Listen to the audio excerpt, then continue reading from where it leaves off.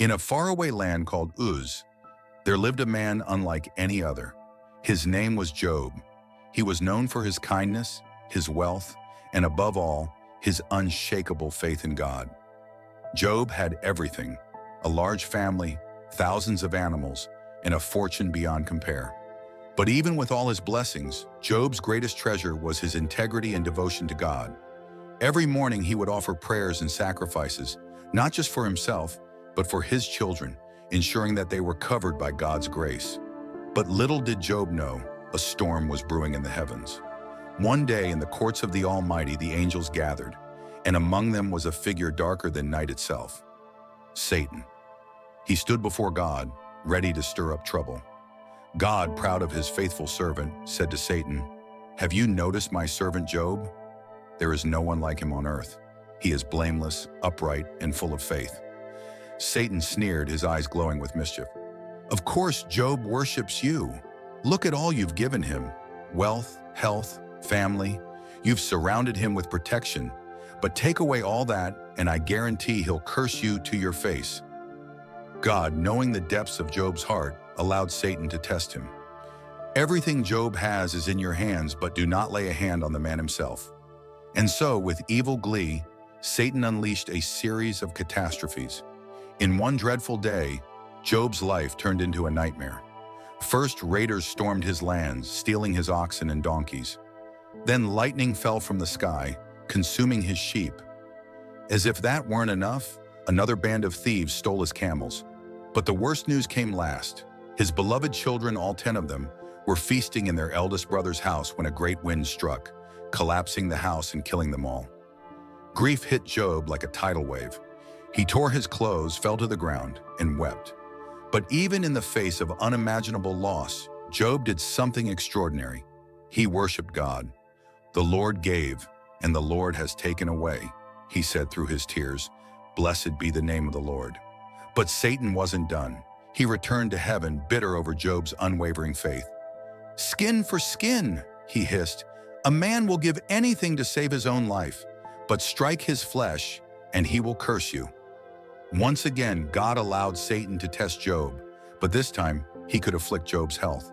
And so Satan struck Job with painful boils from the soles of his feet to the top of his head. Job, once a symbol of wealth and health, now sat in ashes, scraping his sores with a piece of broken pottery, his body aching from head to toe. Seeing his suffering, Job's wife approached him. Her voice was filled with sorrow and frustration. "Are you still holding on to your integrity? Curse God and die." But Job looked at her with weary eyes and replied, "Shall we accept only good from God and not trouble?" Though Job's body was broken, his spirit remained intact. News of Job's suffering reached his friends, Eliphaz, Bildad, and Zophar, and they traveled from distant lands to offer comfort. But when they saw him from a distance, they barely recognized the man who had once been so full of life. They wept, tore their clothes, and sat with him in silence for 7 days and nights, for they saw his grief was beyond words. When they finally spoke, their words weren't of comfort, but of accusation. "Surely, Job, you must have sinned," they said. "God would not punish an innocent man like this. Confess your wrongs, and maybe he will forgive you." Job, heartbroken by their lack of understanding, defended himself. "I have done nothing wrong. Why would God allow this to happen to me?" He longed for an explanation, for a reason behind the suffering, but none came. Yet even in his confusion, Job never cursed God. Then out of the whirlwind came the voice of the Almighty. "Who is this that questions my wisdom with such words? Brace yourself like a man, for I will question you, and you shall answer me." God's voice thundered across the sky, revealing his unimaginable power. He spoke of the creation of the universe, the boundaries of the seas, the stars, and the creatures of the earth. "Where were you when I laid the earth's foundation? Tell me if you understand." Job stood in awe, realizing how small he was compared to the vastness of God's wisdom. Humbled, he whispered, "I spoke of things I did not understand, things too wonderful for me to know."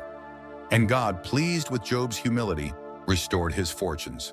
In fact, he gave Job twice as much as before, twice the livestock, twice the wealth. He even blessed Job with new sons and daughters, more beautiful than any in the land. Job lived to see his children's children, and his days were filled with joy once again. Through his trials, Job learned the greatest lesson of all, that even in the darkest moments, when the reasons for suffering are unclear, God's love and wisdom are always at work. Job's story became a beacon of hope, a reminder that faith, no matter how tested, can survive.